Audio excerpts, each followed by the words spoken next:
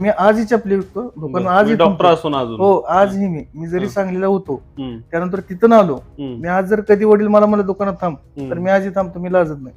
Doctor व्हायचं म्हणजे एक वडिलांची इच्छा होती. बरं, आमच्या वडिलांनी एवढं कष्ट केलं म्हणजे त्यांनी कधी शिक्षणाकडे, त्यांना मस्त त्यांची शिकायची इच्छा होती हम्म, पण त्यांना शिक्षणाकडे जाता आलं नाही परिस्थितीने. हम्म, आज आता माझी पण स्थिती आहे. बरोबर, लाईट कुठल्याही गावात जावं, रात्र पळलेला लाईट का देतो हम्म, त्यांना, दिवसा का नको लाईट त्यांना. खरंय, रात्रीचं म्हणजे शेतकऱ्यांनी कुठं पडलाय, काय झालाय, का साप चावलाय, का काय झाले, कोण बघाय. आता बिबट्याच किती होतं, बरोबर, त्या शेतकऱ्याला काय झालं कोण आहे बघाय. आज त्यांनी काय म्हणते ती, मी इथला रस्ता केलाय, इथं एवढा एवढा निधी झालाय, नुसतं बॅनरवर तेवढंच लावणार, रस्ता कुठे गेलं. हम्म, आज मुरुम टाकला की रस्ता झाला असं नाही ना. हम्म, त्या धरणात वरून सगळं पुण्याची घाण, हम्म, त्यानंतर पुण्याच्या एमआयडीसीतली घाण, हम्म, इंदापूर एमआयडीसीची घाण, सगळ्या कंपन्यांची कारखान्यांची घाण त्या उजनीत येते. बरोबर आहे, तिथून मग आपल्याकडे पाणी येते. बरोबर, आज तुम्ही ती पाण्यात एक 5 मिनिटं पाय उभारून ठेवा, तुम्हाला ती कसं होतंय बघा बाहेर आल्यानंतर. झेडपीच्या शाळा जर सुधारली तर सगळं सुधारणार. खरंय, आज शेतकऱ्याच्या अंगावर कर्ज का होतं, शिक्षणामुळे मुलांच्या. आता मी आरोग्य 2-3 केंद्रातून फिरलो, तिथं ना स्टाफ आहे ना तिथला डॉक्टर आहे. डॉक्टर आला तर 2 तास असतो, नाहीतर त्यांनी परत काय करायचं, त्या डॉक्टरांनी 2 दिवस ऑफ, 4 दिवस ऑफ. परत तिथं पेशंटनं काय करायचं, आलं कोण नसते, कारण सवय झाली त्यांना. आणि इथल्या लोकांना सवय झालेली आहे, बाबा डॉक्टर नसलं तर जायचं दुसऱ्या दवाखान्यात. आज तुम्हाला आजार झालाय, तुम्ही माझा पेशंट आहे, माझ्या पेशंट आल्यावर तुम्ही खुल्या मनानं बोलता, 100%, मला डॉक्टर असं आहे, डॉक्टर तसं आहे, डॉक्टर ही झाले, पूर्ण बोलता. पण असं कोणापाशी बोलू शकत ना, तुम्ही वकिलापाशी बोलणार आहे मला हे आजार झाला. मग ती जर त्यांना जर एखादा चांगला नेता मिळाला किंवा एखादा चांगला सदस्य मिळाला तर ती हक्कानं बोलू शकते. मला सांगा, मी ज्यावेळेस काहीच नव्हतं, म्हणजे खायला सुद्धा आमच्यात परिस्थिती एवढी बिकट होती, तेव्हापासून मी बघितले शेतकरी काय, मी शेती बघितली, त्यामुळे मला सगळ्याच गोष्टीचा अनुभव आहे. आज ते राजकीय, त्यांना काय कुणाचं चांगलं झालं, आज त्यांना काय रस्ता केला, काय वीज दिली, काय त्यांना माहित आहे. मी आज जरी मीच आहे ना, उद्या पण मीच आहे, कारण वारसे पिढ्याने पिढ्याला आलेला त्यांचा वारसा आहे. राजकीय घरानं वर्सेस माझी फाईट असं झाली आता, कारण ह्या पूर्ण गटात मी एकटा आहे आणि इकडे राजकीय घराणं आहे. मला पूर्ण गावातले म्हणजे जी राजकीय घराण्यातली 4 पुढारी कोण असतील त्यांचा विरोध होता, ह्याला तिकीट द्यायचं. पण मी त्यांना काय म्हणायचो, तिकीट काय मला द्या, संधी द्या. ह्यांचं काय म्हणणं, तू कधी सरपंच किंवा कुठलं पद नाही, हे नाही म्हणून मला तिकीट नाही. म्हणजे कसं आहे, माझा राजकीय घराणं नाही म्हणून मला तिकीट नाही. पण मी त्यांना एकच म्हणायचो, संधी दिली तर मी काहीतरी करून दाखवून, बरोबर. संधीच नाही दिली तर मला असंच बसावं लागेल ना, जिथे जिथे माझी गरज लागेल मी तुमच्यासाठी उभा राहत. आणि मी हक्कानं तुम्हाला मागतोय ना आज, तुम्ही मला उद्या हक्कानं म्हणाल, डॉक्टर तुम्हाला आम्ही निवडून दिले, मी तुमच्यासाठी कधीही मला सांगायचं, मी तुमच्यासाठी उभारणार. नमस्कार, मी गणेश गायकवाड, आपल्या सगळ्यांचं एबी मराठी न्यूज मध्ये स्वागत आहे. संपूर्ण महाराष्ट्रात जिल्हा परिषद आणि पंचायत समितीच्या निवडणुकांचं बिगुल वाजलेलं आहे आणि त्याच अनुषंगानं सध्या पंढरपूर तालुक्यातील लक्ष्मी टाकळी हा एक अत्यंत महत्वाचा जिल्हा परिषद गट आहे. अनेक राजकीय पक्षांचं, अनेक राजकीय गटांचं या जिल्हा परिषद गटावरती लक्ष असतं. त्या अनुषंगानंच आज माझ्यासोबत तीर्थक्षेत्र विकास आघाडीकडून जे उमेदवार आहेत, डॉक्टर वैभव शशिकांत कांबळे, यांच्याशी मी बोलणार आहे. त्यांचं नक्की विजन काय आहे आणि खरं तर आपला व्यवसाय, आपला डॉक्टरकी पेशा सोडून त्यांना राजकारणात काय यायचं आहे, या सगळ्या अनुषंगाने मी त्यांच्याशी बोलणार आहे. त्या अनुषंगानं डॉक्टर वैभव कांबळे माझ्यासोबत आहेत. डॉक्टर नमस्कार. नमस्कार, डॉक्टर वैभव कांबळे. खरं तर आता जिल्हा परिषद पंचायत समितीच्या निवडणुका लागलेल्या आहेत, तुम्ही डॉक्टर आहात, निवडणुका सुरू झालेल्या आहेत, निवडणुकीमध्ये उमेदवारी अर्ज भरून आता तुम्ही प्रचाराला सुरुवात केलेली आहे. मात्र हे सगळं करत असताना मला अगदी तुमचा बालपणापासून ते डॉक्टर होण्यापर्यंतचा प्रवास सगळा जाणून घ्यायचा आहे. मला तुम्हाला पहिला असा प्रश्न विचारायचा आहे की तुमचं फॅमिली बॅकग्राऊंड नक्की काय आहे, तुमचं कुटुंब कुठलं, तुमचं बालपण कुठं गेलं आणि तुमची जडणघडण कशी झाली? आम्ही सगळेजण एकत्र फॅमिली, जॉईंट फॅमिलीतली आम्ही सगळेजण. लहानपणापासूनच म्हणजे गरीब परिस्थिती, गरीब म्हणजे नाजूक एकदम. कारण आमची ज्यावेळेस परिस्थिती, शाळेला जायचं होतं त्यावेळेस आमच्याकडे जायला म्हणजे फाटके चेडीवर आपली ही काय दोरीची पिशवी, बरोबर, वायरीची पिशवी घेऊन आम्ही जायचो. मुळात म्हणजे कसं आहे, आम्ही जॉईंट फॅमिली असल्यामुळं आमचं गावात घर तेवढंच, आजोबा शर्ट राखायला जायचं, दुसऱ्यांची शर्ट राखायचं. लक्ष्मी टाकळी गाव, टाकळी गाव, टाकळी जाय प्रॉपर टाकळीच, बरोबर. आणि आजोबा शर्ट राखायचं, दुसऱ्यांची शर्ट घेऊन जायचं. मग त्यांना काय 2-5 रुपये दिले तर तेवढं कोण देत होतं, कोण न देत होतं, त्याच्यावरती आम्ही, त्यात आजी आमची पहिल्यापासूनच मी जेवढं लहान होतो मी हम्म. आजीसोबत जायचो भाजी काढायला. आजी काय करायची, भाजी काढायची, दिवसभर भाजी काढायची, सकाळी जायची भाजी विकायची. त्यानंतर वडील म्हणजे नंतर मग वडिलांचं कसं पहिल्यांदा मुंबईत होतं, मुंबईत हमाली करायचं. वडील हमाली हो, करायचे. चप्पल व्यवसायात. मग तिथून परत काय केलं त्यांनी, मग होलसेल चालू केलं पंढरपूरमध्ये. मग त्यांनी काय केलं, तिथून माल घेऊन यायचं, इथं विकायचं इथल्या व्यापाऱ्यांना, त्यानंतर इथलं पैसे घ्यायचं, मग परत अजून जायचं, असं आठवड्यातनं 2दा मुंबई करायची. मग असं करत त्यांनी मग 1-4 वर्ष तिथं काढली तसं. त्यानंतर परत त्यांनी काय केलं, वडिलांनी परत इथं एक रेल्वे स्टेशन पाशी गाळा घेतला. मग तिथे दुकान चालू केलं, पण चप्पलचं दुकान. पण तिथं काय चाललं नाही, त्यामुळे वडिलांनी होलसेलच चालू ठेवलं. मग वडील काय करायचं, मुंबईचा माल आणून होलसेल करायचं. त्यानंतर परत इथं दिवसभर 12 वाजता सकाळी उठायचं पहिल्यांदा पहाटे. आजी वडील डाळा काढायची, डाळा घ्यायची, हरभरा डाळा घेऊन ती जायची विकायचं. वडील त्या टायमाला सायकलीवर जवळजवळ 500-1000 पेंड्या डाळा बाळून घेऊन जायचं हरभऱ्याचा. ती विकायचं, लोकांचं अजून 4-5 पेंड्या ठेवायची. तर वडिलांनी 12 वाजता सगळं विकून मोकळं, कोणाला विचार गावात. वडिलांचा व्यवसाय बाबतीत म्हणजे त्यांचं कष्ट, आणि त्यांनी तिथून पुढं 12 वाजता परत गाडा लावायचा, चपल्याचा गाडा, परत चपल्याचा गाडा मंदिराच्या कडं आणि सगळे. आणि आजही वडिलांना सगळीकडे परिचय, कुठेही जाऊ द्या सगळी ओळखते ती, कारण त्यांचं पंढरपुरात त्यांनी कुठला म्हणजे बारीकचा बारीक व्यवसाय त्यांनी केले, कारण परिस्थिती एकदम नाजूक होती. त्यानंतर आमचं जी आता काका आहेत, जे शिक्षक होतं, त्यांनी सुरुवातीला चपल्या शिवायचं. मोडलेमला दुकान होतं, मोडलेमला दुकान असायचं. मग हिने काय करायचं, जायचं हिथनं जायची रेल्वेनं, तिथं उतरायची, डबा करून मग घरची द्यायची त्यांना ना. मग तिथं एक लहान काका तिथं असायचं दुकान, मग हिने चपल्या शिवायच्या घरी, मग ती घेऊन जायच्या, तिथं विकायच्या. बाजार असायचा शनिवारी मोडलीमचा, आजही फेमस आहे. बरोबर. मग हिथला बाजार झाला की परत दुसरा कुठल्या तर गावचा बाजार बघायचा, तिथं करायचं, असं करायचं. त्यानंतर परत असं करत बरेच दिवस गेले. म्हणजे सगळे पूर्ण व्यवसाय फॅमिली, म्हणजे व्यवसाय फॅमिली होती. मात्र आता जर व्यवसाय भरभरीतला भरभरीचा म्हणजे काय झालं, सगळेच. आता मी सुद्धा शाळेला होतो, माझं शाळेला मी लहानपणापासून टाकलीच झाली माझी, 4थी पर्यंत जेडपीला शिकवली. बरोबर. आमच्या शाळेत जायचो. त्यानंतर परत माझी तिथून पुढचं शिक्षण, तिथून पुढं 5वी 6वी 7वी किती 6वी 5वी 6वीच केलं मी गादेगावला, कारण गादेगावला आमचं काकारातलं ग्रंथपाल होतं. बरोबर. त्यामुळे त्यांच्यासोबत मी पण गेलो. मग तिथून पुढं मग रुक्मिणी शाळेत आलो. रुक्मिणी शाळेत कसं झालं, मामा तिथं असल्यामुळे शिक्षक मामा म्हणला असू दे इकडे ये माझ्याकडे, म्हणून मी मामाकडे गेलो. मग मामाकडे जायचं 6वी 7वी 7वी 8वी 9वी 3 वर्ष मामाकडे होतो रुक्मिणीला.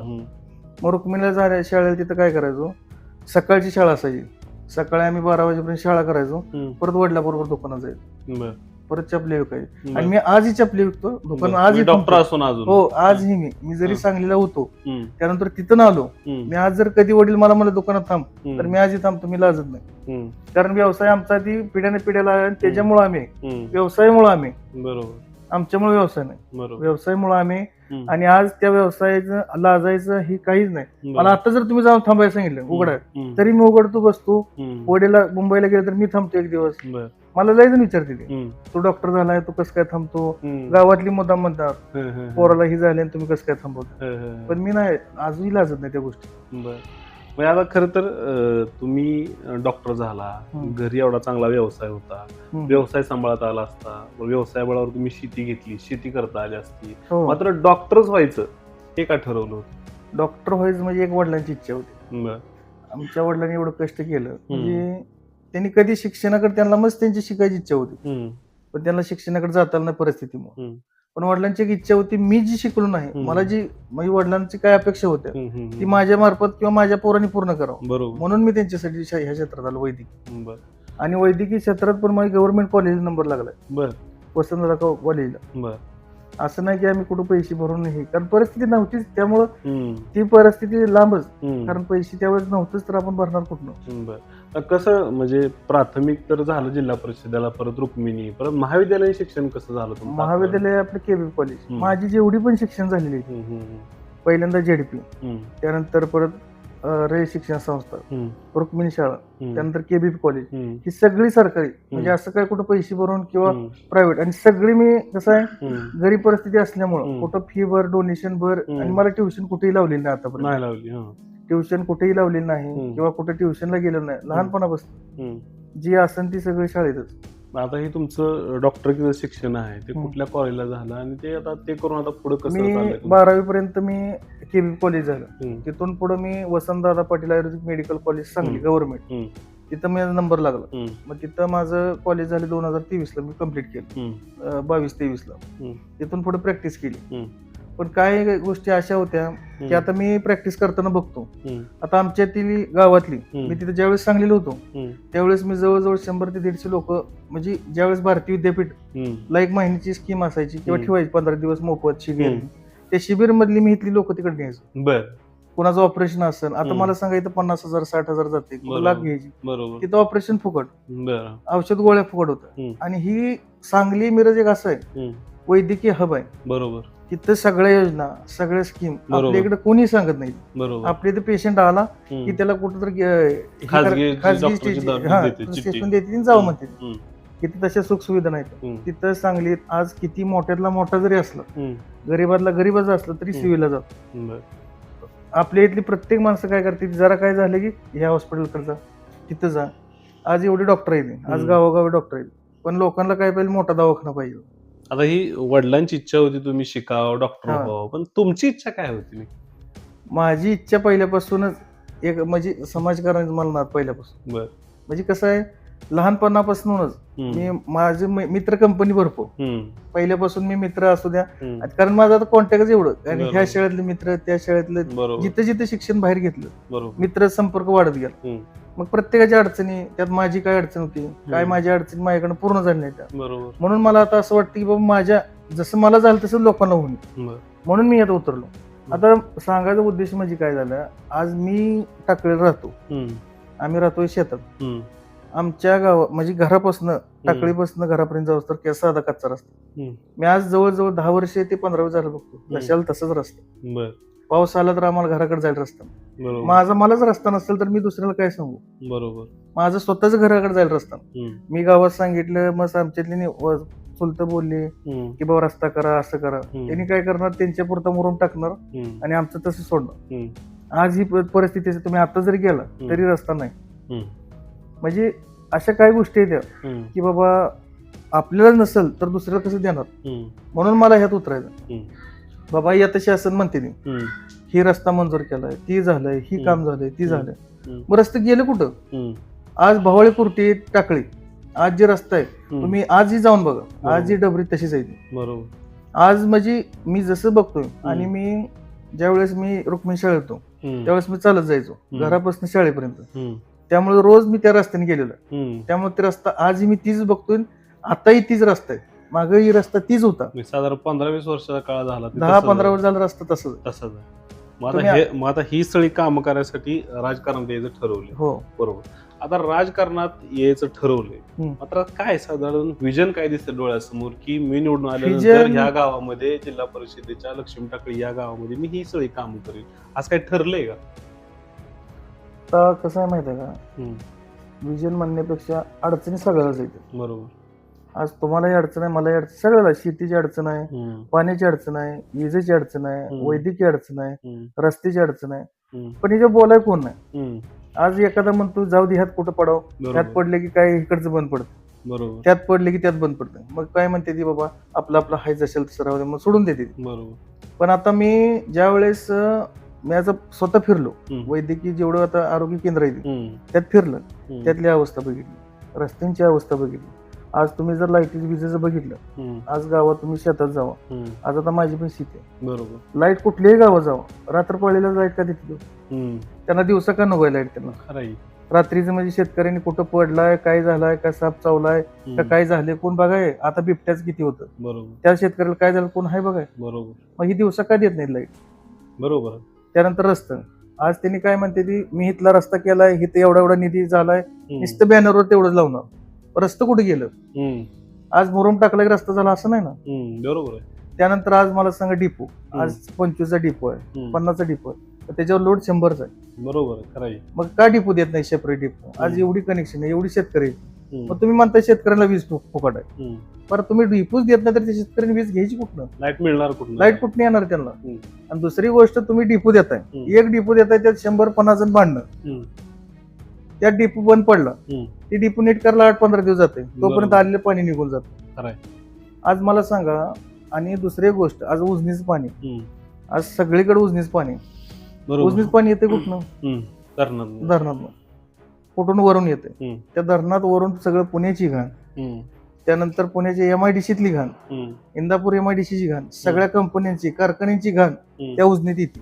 बरोबर आहे. तिथून मग आपल्याकडे पाणी येते. बरोबर. आज तुम्ही ती पाण्यात एक 5 मिनिटं पाय उभारून ठेवा, हम्म. तुम्हाला ती कसं होतंय बघा बाहेर आल्यानंतर. बरोबर. मग मला सांगा, तीच पाणी आपण जनावरांना देतो, हम्म. तीच पाणी शेतीला देतो, हम्म. आणि तीच आपण खातो. मग कॅन्सर होणार नाही, रोग होणार नाही, ही कशासाठी आजार वाढले? बरोबर. आज तुम्ही जरी बघितलं आपल्या ऊसात, हम्म. आज आपल्याकडच्या ऊसाचं ही काढा आणि बाहेर कोल्हापूरच्या साईडला जाऊन बघा, हम्म. जिथं भाडगळचं पाणी, हम्म. त्या तिथली पिकं बघा हम्म. आणि उजनीची पिकं बघा, हम्म. बघा फरक तो आहे. फरक आहे तो. हम्म. आज बागाला सुद्धा बघा, हम्म. आज pH किती आहे बागाचं, आज द्राक्षाला किंवा काय फवारणी करताना त्यात नारळाचं पाणी टाका, हम्म. ही टाका, आणि मग pH. अरे pHच नाही ना पाण्याला. pH च नाही. बरोबर. तर कशामुळं? ही येणारं पाणी पूर्ण दूषित पाणी, हम्म. पूर्ण केमिकल रहित पाणी. आज भाटगळचं पाणी बघायचं आणि उजनीचं पाणी बघायचं, दोन्ही किती फरक आहे कलर मध्ये. बरोबर. पूर्ण गढूळ पाणी, पूर्ण हिरवगार पाणी. आता जिल्हा परिषदेच्या शाळांचा एक प्रश्न आहे, त्या संदर्भात काय तुमचं असणार? आता ZP, आता मी सुद्धा ZP शिकलो, बर. माझंच लहान, आज सगळीच तुम्ही सुद्धा त्यातच शिकला. बरोबर. बरोबर. आज एवढं मोठा अधिकारी झाले, आज हम्म. कलेक्टर झाले, कोण बऱ्याच गोष्टी, बरोबर. सगळं अधिकारी तिथूनच गेले. कोण प्रायव्हेटला गेलं नाही आणि तिथनं झालेलं नाही. बरोबर. आज प्रायव्हेट म्हणजे काय झालं, जर सुविधा जर ह्या लोकांनी दिल्या असत्या, आज ZPच्या माणसानं, हम्म. त्याचं काम आहे बाबा, हे सगळं आपल्या ZPतल्या शाळा, म्हणजे एकच नाही, पूर्ण सगळ्या ZP महाराष्ट्रातले, बरोबर आहे. त्यांनी जर लक्ष जर दिलं, हम्म. बाबा इथं एवढी एवढी व्यवस्था कमी आहे, जर स्वतःहून बघितलं, हम्म. काय तिथं काय असं काय नाही, आपण वर शासन देते, शासनाकडे भांडून आणायचं. बरोबर. आज मी माझ्या शाळेसाठी भांडू शकत नसतं तर मग राजकारणात होतं काय? बरोबर आहे. आज मला सांगा, राजकारणात यायचं कशासाठी? 4 पैसे मिळतात म्हणून यायच नाही, तसं नाही. बरोबर. आज ZPची शाळा आहे, हम्म. ZPच्या शाळेत मला सांगा, आज शिक्षक आहेत, आज सुविधा आहेत का? आज मला सांगा, 4 आणि 5 आणि 10 पोरं शाळा आली, खरं आहे. मग प्रायव्हेटला 2 लाख आणि 1.5 लाख फी भरायची आणि हम्म. तिकडे पोरं घालायची कशासाठी? इथे एवढी मोठी आज जर आपण त्या शाळेत सुविधा दिली, हम्म. आज मला सांगा, ZPच्या शाळेत जर सुविधा तशी मिळाली, बरोबर. बाबा सगळ्याच गोष्टी, चांगला स्टाफ दिला, ग्राउंड दिलं बाबा पोरांना खेळायला, त्यानंतर आता तुम्ही देता शाळेत हम्म. काय देता खायला, काय म्हणजे पहिला देत होते, आता आमच्या टायमाला देत होती, भात द्यायची, भात द्यायची. बरोबर. त्यानंतर अंडी द्यायची, केळी द्यायची, वगैरे द्यायची. केळी वगैरे द्यायची. हम्म. आता तर पूर्ण भात बंद करायला लागली. बाहेरचं काय तुम्ही आता काय म्हणजे फूड ही वगैरे फळं वगैरे हम्म. द्यायचं काय मी आता बघतच नाही, हम्म. कुठं नुसतं देते ती म्हणते, आमच्या टायमाला देत होती, हम्म. मग आता का देत नाही ती? जिल्हा परिषदेच्या शाळांचा ही जी काय दर्जा आहे ते सुधारण्यासाठी काय करता येईल? जिल्हा परिषद, प्रत्येक जिल्हा परिषद शाळेला हम्म. सगळ्याच गावात आल्या, हम्म. टाकळी म्हणून टाकळीसाठीच बोलत नाही मी, सगळ्यांसाठी. हम्म. सगळीकडे आता शासनानं एवढ्या सुख सुविधा दिल्या त्या हम्म. वैद्यकीय शास्त्र त्यांच्या सॉरी शिक्षण शास्त्रात. बरोबर. आज तुम्हाला पाहिजे ती सुख सुविधा आहेत, पण तिथे जाऊन भांडणारा पाहिजे होता. बरोबर. आज माझ्या शाळेत, आता माझं टाकळीच गाव आहे, हम्म. माझ्यात तावशे आहे, माझ्यात तनाळे आहे खाली, पण हम्म. माझ्यात असं नाही मी काशीगावसाठी सुद्धा भांडणार आहे. बरोबर. मी फक्त माझं गाव आहे म्हणून माझ्या गावासाठी नाही, बरोबर. मी काशीगावसाठी तिथे भांडणार आहे. गटासाठी सगळं. नाही गटासाठी सोडून नाही, हम्म. मला जर मी ZPत गेलो हम्म. तर मी तिथल्या ZP सगळ्या सदस्यांना घेणार. बरोबर. मी असं म्हणत नाही मी माझ्या गटापुरतं, बरोबर. मी बाकीच्या पण सदस्यांना घेणार. हम्म. आम्ही त्यासाठी जी काय लागणार आहे ती पहिला आम्ही प्रयत्न करणार ZP शाळा सुधारण्याचा बरोबर. स्वतःहून. हम्म. कारण आज ZPच्या शाळा जर सुधारली तर सगळं सुधारणार. खरं आहे. आज शेतकऱ्याच्या अंगावर कर्ज का होतं? शिक्षणामुळे मुलांच्या. बरोबर. आज प्रत्येक शेतकरी झाला, हम्म. त्याला काय वाटतंय माझा मुलगा शिकला पाहिजे. बरोबर. आज मी जी भोगले ती माझ्या पोराला नको. हम्म. तर त्यासाठी ती काय करतो, राबतो, कधी त्या पिकाला भाव आला नाही. बरोबर. आज द्राक्षी आली नाहीतर गेली. पावसात गेली. हम्म. ऊसाचा तुम्हाला माहित आहे, हम्म. 12 महिने लागते का 14 महिने लागते का 16 महिने तोडायला येत नाही. बरोबर. त्यावरती तोरा टाकतोय, बरोबर. त्यात त्याचं वजन कमी भरतंय. बरोबर. त्यानंतर परत तुम्ही डाळिंबीचं बघा, हिर रोग आला, झाडं चालली, आज तेले आला, झाडं गेली, मग ते शेतकऱ्यांनी पैसे आणायचे कुठून? बरोबर. आज प्रत्येकाला वाटतंय माझा मुलगा डॉक्टर झाला पाहिजे, इंजिनियर झाला पाहिजे, चांगल्या कॉलेजमध्ये गेला पाहिजे. हम्म. आज सगळ्याला वाटतं, पण ती तिथं जाऊ शकत नाही. बरोबर आहे. मग हीच जर सुविधा दिल्या तर शेतकऱ्याच्या बोकाटीचा डोक्याचा भार तर कमी होईल. बरोबर. आज शेतकऱ्याच्या डोक्यावर एवढं मोठं कर्ज कशामुळे होतं? शिक्षण, पोराच्या शिक्षणामुळे. खरं. शिक्षण जर त्यांना दिलं, बाबा सरकारी शाळेत चांगले डॉक्टर, चांगले शिक्षक दिला, चांगला स्टाफ, सुविधा, सगळ्या सुख सुविधा दिल्या, तर ती कशाला जाणार तिकडे? खरं. आज काय करतो प्रत्येक माणूस? झेडपीत नाही, माझा मुलगा इंग्लिश मिडियमला टाकला, मग इंग्लिश मिडियमला टाकण्याऐवजी तुम्हीच तिथे द्या ना चांगली इंग्लिशला टीचर. कशाला इंग्लिश मिडियम टाकताय? आता आपण त्यातच शिकलोय, आपल्याला इंग्लिश येत नाही, झेडपीत शिकलो, झेडपीतच आपण वर आलो. आज जी इंग्लिश ह्यांना शिकवणारे शिक्षक आहेत का, ती सुद्धा झेडपीतला आहेत, आणि मग ती तिथे जाऊन शिकवते ते. तुम्ही जर तिथे सुख सुविधा दिल्या, शिक्षणासाठीच चांगलं विजन आहे. आता तुम्ही स्वतः डॉक्टर आहात, तर ह्या भागातली सगळी आरोग्याची व्यवस्था तुम्ही बघितली, काय करता येईल आपल्याला एक डॉक्टर म्हणून? आता आरोग्य सांगायचं म्हणलं ना, मी आता एक डॉक्टर म्हणून बोलत नाही, मी एक सर्वसाधारण म्हणून बोलतो, कारण आमच्याच डॉक्टर बंधूंना परत राग यायचा की बाबा हीच तिथे जाऊन असं बोलायला कोण बघायचं आमचं. बरोबर. आज कसं झालेलं आहे, आज तुम्ही RH ला जावा, PH ला, जर एखादा पेशंट आलाच, आता RH PH कशासाठी? मला जर जायचंच म्हणतं, मी आता मला सांगा, टाकळीचा माणूस पंढरपूर दवाखान्यात जाऊ शकतो, मग टाकळीत किंवा खर्डीत, काशीगाव कशासाठी RH PH काढलेली? तिथं जर इमर्जन्सी काय आली, आता जर एखाद्या पेशंटने काय कोणी विषबाधा झाली किंवा साप चावला, काही झालं, तर त्यांनी काय करते, डायरेक्ट जावं हॉटेलला किंवा जावा सिव्हिलला. मग तुम्हाला कशासाठी तिथे बसवलं? खरंय. आज तुम्हाला कशा, नाहीतर काय करायचं, 2-5 रुपयासाठी काय करायचं, दुसऱ्या हॉस्पिटलला हे द्यायचं. आज शासनाने 160 अँब्युलन्स दिली. बरोबर. आज किती त्याचा फायदा घेतील लोक. आणि 160 अँब्युलन्स कशासाठी? आज तुम्ही जर एखाद्या सरकारी दवाखान्यात गेला, तिथं तुमचा पेशंट डेड झाला किंवा इमर्जन्सी काय झालं, तर त्याला तुम्हाला परत भाडं द्यावं लागतं. 160 शासनानं फ्री दिलेली, बरोबर, तरी तुमच्याकडे पैसे घ्यायचं कशासाठी?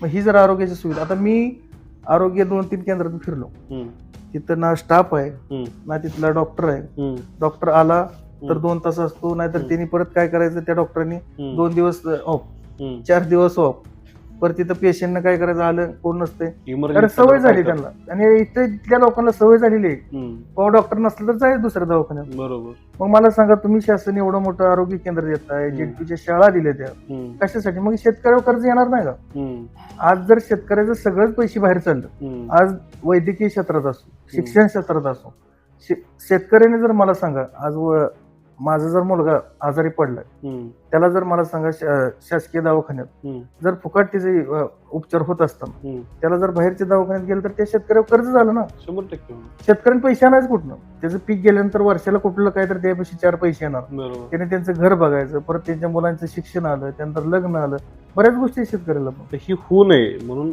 आरोग्याच्या ह्या क्षेत्रामध्ये काय करता येईल तुम्हाला? आरोग्य क्षेत्रामध्ये आता कसं आहे, मी स्वतः डॉक्टर असल्यामुळं मी तिथं जाऊन काही गोष्टीची मी पूर्तता करू शकतो, की बाबा इथं मी बोलू शकतो, इथं ही नाही, किंवा इथं एखादी मशीन कमी आहे, इथं बसवा, किंवा मी स्वतः 8 दिवसाला 15 दिवसाला चक्कर मारू शकतो, आहेत का डॉक्टर तिथं, स्टाफ आहेत का, या सगळ्याचा अभ्यास घेऊ शकतो. आज मला सांगा, एखादा माणूस तुम्ही देता, आता ह्याच्या आधी तर होती झेडपी सदस्य होतं, पंचायत सदस्य देतात, बरोबर, मग ती का बघत नाही जाऊन? आज कुठल्या आरोग्य केंद्रात जाऊन एखाद्या झेडपी सदस्याने जाऊन गेला किंवा त्याने मागणी केली, इथे ही कमी आहे, तिथे बेड कमी आहे, तिथे स्टाफ कमी आहे, किंवा तिथं मशिनरीज नाही, असं कोणी मागणी केली, किंवा तिथं औषध नाही, आज मला सांगा, एक आरोग्य केंद्रात तुम्ही जावा, एक्सपायर झाली किती औषध तुम्हाला दाखवा, आज तुम्ही जाऊन बघा, गंभीर आहे. हा, कोण तिथं नाहीच, आज लॉक लावले, 3-3 महिने बंद आहे. उद्याच्याला मला सांगा, तीच कधी कोण आली इन्स्पेक्शनला आलेला असतो माणूस, किंवा कधी कोण अधिकारी आला तीच उघडायचं, किंवा कोणीतरी कॅम्प ठेवला तीच औषध द्यायची, कशी आहे ती काय बघितलं कधी? ह्या गोष्टीचा कधी, आज मला सांगा, झेडपी सदस्य झाला म्हणजे घरात बसायचं झालं नाही, त्यांना काहीतरी जनतेची कामं करायची, ती ज्यांना दुःख, माझं दुःख कोणाला तर मांडायला डॉक्टरकडे जाता तुम्ही, तुमचं दुःख मांडायला, बरोबर, तसं जनता सुद्धा काहीतरी आपलं दुःख घेऊन कोणापाशी येते, डॉक्टरपाशी येते, बरोबर. मग त्यांचं जर डॉक्टर नीट नसेल तर त्यांनी जायच कोणाकडे? अगदी खरं. आज मला सांगा, तुम्हाला एखादा आजार झाला, तुम्ही कसं आहे डॉक्टर, आणि जनता ही कोणापाशी, आज तुम्हाला आजार झालाय, तुम्ही माझा पेशंट आहे, माझ्यापाशी आल्यावर तुम्ही खुल्या मनानं बोलता, 100%, मला डॉक्टर असं आहे, डॉक्टर तसं आहे, डॉक्टर ही झाले, पूर्ण बोलता. पण असं कोणापाशी बोलू शकत नाही, तुम्ही वकिलापाशी बोलणार आहे, मला हे आजार झाला, बरोबर. मग ती जर त्यांना जर एखादा चांगला नेता मिळाला किंवा एखादा चांगला सदस्य मिळाला, तर ती हक्कानं बोलू शकते. आणि माझं कसं आहे, एकतर आम्ही काय राजकीय वारसा नाही, बरोबर. त्यामुळे कसं ह्याच्या घराकडे जाऊ, कसं ह्याला फोन करू, तसं विचारणार नाही. आता जवळपास जेवढी पण आमच्या गावातली मी त्यांना घरातल्यासारखंच आहे. आज गादेगाव, मी आज शिक्षण पूर्ण गादेगाव झाले. गादेगावातला प्रत्येक घरातला माणूस एक आपल्यातला माणूस समजतो. तो आला तरी बस. आणि मी आजही तुम्हाला सांगतो, गादेगावात कोणाच्याही घरी म्हणजे लहानपणापासून शाळेला होतो, आजही कधी गेलो, मला जर कधी भुका लागल्या तर मी असंही मित्राच्या घरी जर गेलो तरी जेवण करतो हक्कानं. असं आहे तिथं गादेगाव माझ्यासाठी. म्हणजे तुमचा वावर ह्या सगळ्या मतदारसंघात कुर्टीमध्ये आमची आजी आज पण त्या कुर्टीत गेली तरी एखाद्या घरी जाणार, राहणार मुक्कामाला. कारण त्या आजीनं आमच्या कुर्टीतनं सगळ्याच्या घरनं बाजारातनं भाजी वगैरे काढली, ती भाजी विकायला पंढरपूर जायचं चालत. त्यामुळे ही जी आहेत ना, आम्ही एकदम असं घरातलं रिलेशन सगळ्यांसोबत चांगलं. गावात कोणाची भांडणं नाही, ती कधी कोणाची तक्रार नाही, कधी कोण म्हणला नाही बाबा हे असं केलंय का, कधी कोणाच्या भांडणात नाही. तुम्ही तुमच्या ठिकाणी, आम्ही आमच्या ठिकाणी, कधी कोणाला बोलायचं नाही, काय नाही. आता कसं झालेलं आहे, आता ही तुम्ही तुमच्या ठिकाणी, आम्ही आमच्या ठिकाणी, एकदम राजकीय वारसा नाही, साधं सरळ कुटुंब, त्यातनं मग वडिलांनी संघर्ष करून उद्योग व्यवसाय उभा केले, आज तुम्ही डॉक्टर झालाय. दुसऱ्या बाजूला बघितलं तर मग सगळंच राजकारण आहे. की कसं मेळ लागायचा, एकदा बाजूला एकदम सगळं कौटुंबिक चांगला वारसा, उद्योगाचा वारसा, डॉक्टर असणारा उच्च शिक्षित तरुण, आणि पुढच्या बाजूनं राजकीय घराणी, तरी कशी फाईट बघताय? राजकीय घराणे असते तर काम आहे शेवटी. आज राजकीय घराणे आहेत म्हणून तर काम झाले नाही ना. आज त्यांना जाणीवच नाही. मी शेतकरी लहानपणापासून मी परिस्थिती बघितली. आज जी माझी परिस्थिती ती मला दुसऱ्याची परिस्थिती होती. आज मला सांगा, मी ज्यावेळेस काहीच नव्हतो, म्हणजे खायला सुद्धा आमच्यात परिस्थिती एवढी बिकट होती, तेव्हापासून मी बघितले शेतकरी काय, मी शेती बघितली. त्यामुळे मला सगळ्याच गोष्टीचा अनुभव आहे. आज ते राजकीय त्यांना काय कुणाचं चांगलं झालं, आज त्यांना काय रस्ता केला, काय वीज दिली, काय त्यांना माहित आहे. मी आज जरी मीच आहे, उद्या पण मीच आहे. कारण वारसे पिढ्याला आलेला त्यांचा वारसा आहे, त्यांना वेगळं काय करायचं नाही. तसं आम्हाला आज मला सांगा, तुम्हीच एखादा शेतकरी आज त्यांच्या दारात जाऊन मागू शकतो का, बाबा असं असं तुम्हाला निवडून दिलंय मी, मला द्या. ती काय म्हणणार आहे, ती बघू करू. तसं ती मायापाशी येऊन म्हणणार आहे, ती तेवढं करून दिलंय, चल माझ्या हक्कानं बोलणार आहे ती. आज जर एखादा शेतकरी असो किंवा एखाद्या तुम्ही गादेगावातला गेला, किंवा मी गादेगाव म्हणत नाही, कुर्टीत जावं, तिथे जरी गेलो, ती म्हणणार आहे ती डॉक्टर माझ्यासाठी येऊ लागते, मी जाणार त्यांच्या. मी काय कुठल्या पदावर आहे, कोण आहे, काय नाही, हक्कानं बोलते ती. जसं आज मला बोलते ती, तशी उद्या बोलते ती. कारण मी लहानपणापासून जसं त्यांच्यात वावरलो, आज एवढं जरी ही झालो तरी आज ही त्यांच्याशी तसंच वागतो. पण आता बऱ्याच वेळा काय होतं, बरेच राजकीय नेते निवडून यायच्या आधी लोकांना आश्वासन देतात, आणि निवडून आल्यानंतर मात्र मग त्या नेत्यांपर्यंत पोहोचत सुद्धा अवघड होतं. तर तसा काही बदल तुमच्यात होणं अपेक्षित आहे? नेत्यांमध्ये पोहोचायला काय, मी रोज त्यांच्यातच आहे, मला पोहोचायला लागणार, त्यांनी रोज माझ्यासोबत आहे. आज मी उठले की तिथंच आहे, बसले की त्यांच्यापाशीच बसायला. आज काय अडचण झाली, मला असं काय नाही की आमचं इथं ऑफिस आहे, इथं भेटायला, आमचं ह्या इकडे बंगला आहे, तिकडे या, असलं नाही. आमचं कधीही तुम्ही 24 तासात कधीही फोन करा, किंवा कधी घरी या, बसा, फोन करा, जेव्हा सांगा मला अशी अडचण आहे, मी तुमच्यासोबत आलोच. आता ह्या निवडणुकीला सामोरं जाताना तीर्थक्षेत्र विकास आघाडीमधून तुम्ही उमेदवारी अर्ज भरलाय. भारत नाना भालके ह्या तीर्थक्षेत्र विकास नानाचा किस्सा सांगतो मला. तर काय तीर्थक्षेत्र विकास आघाडीच का? नाही, एक नानाचं नाही, नानावर पहिल्यापासून आमचं प्रेम. का सांगतो, नाना म्हणजे एक असा माणूस की लहान असो मोठा असो. आता एक मी किस्सा सांगतो मला. मी ज्यावेळेस सांगलीच्या कॉलेजला होतो, त्यावेळेस मेडिकलला, त्यावेळेस काँग्रेसची एक मोठी सभा झाली, सोनिया गांधी. त्यावेळेस मी आणि वजवाडीचे एक आमचे मित्र आहेत, डॉक्टर लखूजी, मग आम्ही दोघं तिकडे होतो एका कॉलेजला. मग नाना त्यावेळेस आलं. नानांनी आपली इकडची पोरं आहे, एवढा मोठा माणूस आमदार, त्यांनी आम्हाला गाडीत घेऊन बाबा काय जेवण वगैरे करू दे. त्यानंतर कॉलेजवर आले, आमच्या तिथल्या प्रिन्सिपल पासून चेअरमनला सांगितलं की बाबा ही पोरं आमचीच येते, त्यांना कधी हॉस्टेलची अडचण, कधी कसली अडचण येऊ द्या, मला फोन करा. कधी यांच्याकडे पैसे नसले तर मला सांगा, मी देतो. गरीब घराण्यातली एवढं मी. नाना असं हक्कानं प्रत्येकाला, नानाचं एकच असतंय, तू कुठला आहे, काय कशापेक्षा तुला काय अडचण, त्याच्यावर नाना लक्ष. आज मला सांगा, मलाही मी काय म्हणतो, भगीरथ दादांचा स्वभाव, आज मी एवढं फिरून आलो, दादापाशी गेलो, दादा असं असेल, दादानी एखादा माणूस म्हणला असता नाही, पण दादांनी मला म्हणलं ठीक आहे. दादापाशी जरी गेलं तरी दादाचाही तसाच स्वभाव, नानाचाही तसाच स्वभाव. आणि आमचं ज्यावेळेस आम्ही शेती घेतली, शेती घेतल्यावर आता काय शेती घेतली तर खरं, पण त्यात करायचं काय, आम्ही कधी शेतकरी नव्हतो. बरोबर. मग आम्ही पहिल्यांदा काय ज्वारी मका असलं केलं, पहिल्यांदा ऊस लावला. ऊस लावल्यानंतर सुद्धा त्याला आता झाला असतं 14-15 वर्ष ऊस लावला पहिल्यांदाच. ऊस आम्हाला लावलाही खरं, पण ऊस न्यायचा कोणी. आज 14 महिने झालं, 16 महिने झालं गावातल्या पोटऱ्याला म्हणतो ऊस न्या, ऊस न्या. आज नेतो उद्या नेतो, सांगतो आज टोळी उद्या येते. मग आमचं चुलतं काय झालं, एकदा नानापाशी जाऊन बसलं. नाना आम्ही पहिल्यांदाच केलंय, आम्हाला ह्यातलं काय माहित नाही, पण तुरा टाकलाय बघ ऊसाने, आता काय करू. नाना म्हणे किती दिवस झालं. नानानं त्याच ठिकाणी बसून फोन केला, ह्या पोराचं काय आहे ती बघा, उद्याच्याला दुसऱ्या दिवशी टोळी आली. हे नानाच काम. उगाच नाना म्हणत नाही ते. आज मला सांगा उगाच कोण कोणाला म्हणणार आहे का असं. नाना कुठे जरी दिसलं, आता मला सांगा आम्ही सांगलीत तिकडं आलं तरी नाना भेटायचं, कुठं आम्ही पंढरपुरात असतो भेटायचं सगळ्यांनाच. आज एखादी कोण शाळेची पुरं चालली, नाना काय करणार, थांबणार. कसं आहे, त्याला एखादं चॉकलेट देणार, बोलणार. आम्हाला काय पाहिलं असते, आमच्या नेत्याने आम्हाला बघितलं पाहिजे. बरोबर. आपण काय बघतो, बाबा आपला एवढा मोठा नेता आहे, नेत्याने फक्त माझ्याकडे बघावतं, बोलावतं. कसं आहे, त्यांच्या काही 4 पैशाची अपेक्षा नसते कोणाला, का मला पैसेच दिलं पाहिजे तर मला हीच दिलं पाहिजे, तर त्यांनी माझ्याशी बोललं तरी समाधान आहे. आता लोकांमध्ये जात आहे, प्रचार अगदी अंतिम टप्प्यात आलाय, काय कसा प्रतिसाद कसा आहे लोकांचा, मतदारांचा प्रतिसाद पेक्षा मी अर्ज भरला. मी अर्ज भरल्यानंतर मला काढ म्हणून बरेच प्रेशर आलं, पण काढू नको म्हणणारी ती लोक आहेत. त्यांना मला कुठेतरी विश्वास दिसला माझ्यात, ही पोरगा आपल्यासाठी काहीतरी करणार आहे. त्यांच्या मनात काहीतरी आलं, बाबा मला शेवटच्या 10 मिनिटात सुद्धा मला म्हणत होती तू अजिबात थांब नव्हती, तू थांब नको, तुझं सगळं आम्ही बघतो, तुला काय, तू काही सुद्धा करू नको, फक्त तुझा अर्ज राहू दे. कारण एक राजकीय घराणं वर्सेस माझी फाईट असं झाली आता. कारण ह्या पूर्ण गटात मी एकटा आहे आणि इकडे राजकीय घराणं आहे. मला पूर्ण गावातले म्हणजे जी राजकीय घराण्यातली 4 पुढारी कोण असतील त्यांचा विरोध होता, ह्याला तिकीट द्यायचं नाही.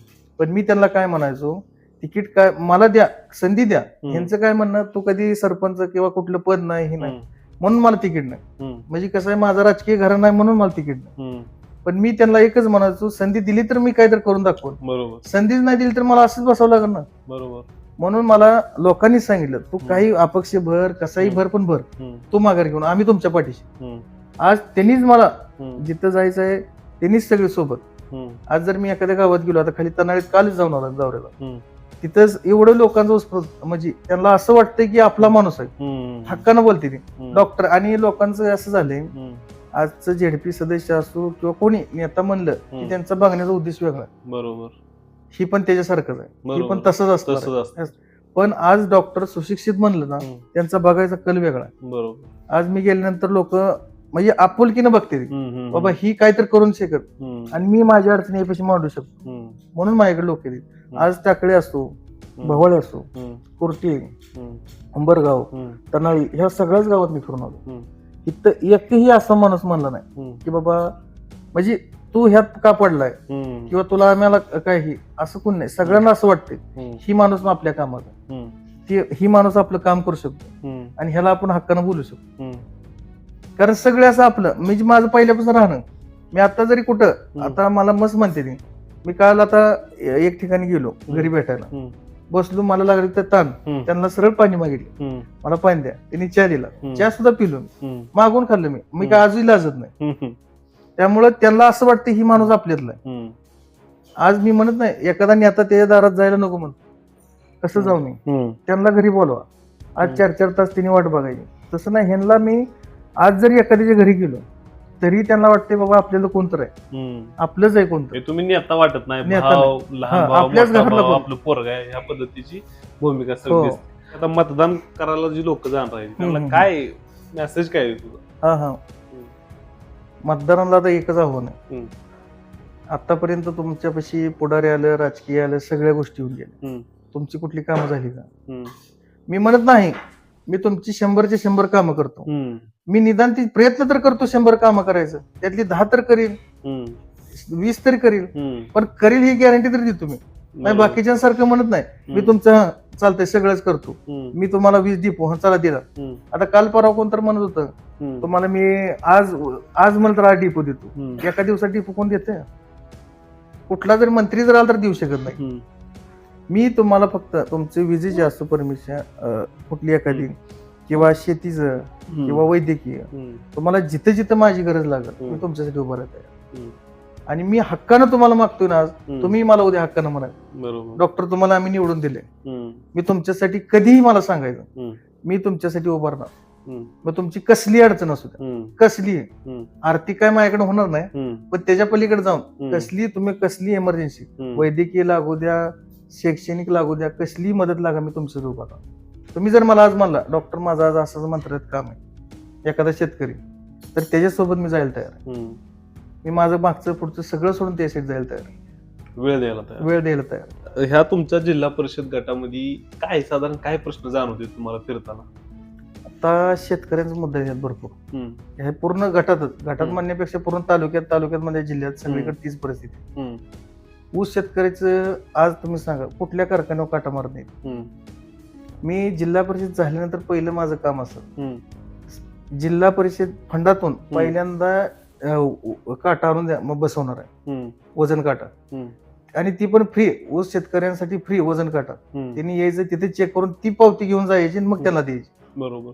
कसं काटा मारते बघू आपण मग. आणि दुसरा प्रश्न राहिला आता डाळिंब असू द्या, द्राक्ष असू द्या, ही व्यापाऱ्यांकडून शेतकऱ्यांची फसवणूक होती. आज काय करते ती, कोण व्यापारी येतो, माल घेऊन जातो, शेतकऱ्यांना चेक देऊन जातो, पैसे देतो म्हणून माल घेऊन जाणार, 15 दिवस झालं, असं कित्येक तरी शेतकरी आहेत. असं महिने झालं त्यांची बिलं आहेत. केळीची बिले घेऊन जाते ती, केळी घेऊन जाते ती, द्राक्ष घेऊन जाते ती, पण त्याला बिलं नाही टाइम मिळत. आज ते शेतकरी करायचं काय? त्यांच्यासाठी खंबीरपणे त्यांच्या पाठीमागे उभारणार. त्यांनी कधीही सांगू दे, म्हणजे शेतकरी एखादा म्हणला बाबा डॉक्टर साहेब मला अशी अडचण, त्याचं बिल त्याला मी जेवढे ताकदी लावून तेवढं त्याला काढून द्यायचं ताकद. शेतकऱ्यांकडून व्यापाऱ्यांकडून जी फसवणूक होणार आहे त्याच्यावर जी काय मला करता येईल ती मी करेन, ठीक आहे, बंद करण्यासाठी. तर हे होते डॉक्टर वैभव शशिकांत कांबळे, जे लक्ष्मी टाकळी या जिल्हा परिषद गटातून तीर्थक्षेत्र विकास आघाडीकडून उमेदवार आहेत आणि त्यांचं चिन्ह आहे रोड लोलर. बरोबर. तर रोड लोलर हे त्यांचं चिन्ह आहे आणि 7 फेब्रुवारीला मतदान होणार आहे. 9 तारखेला मतमोजणी आहे आणि या मतमोजणीमध्ये डॉक्टर वैभव कांबळे हे जिल्हा परिषदेमध्ये निवडून जातील का, या सगळ्या अनुषंगाने ही चर्चा होती आणि त्यांचं जे काही विजन आहे ते आपण पूर्णपणे ऐकलेलं. डॉक्टर साहेब, तुम्हाला 7 तारखेच्या मतदानासाठी आणि 9 तारखेच्या निकालासाठी एबी मराठीकडून खूप खूप शुभेच्छा. धन्यवाद.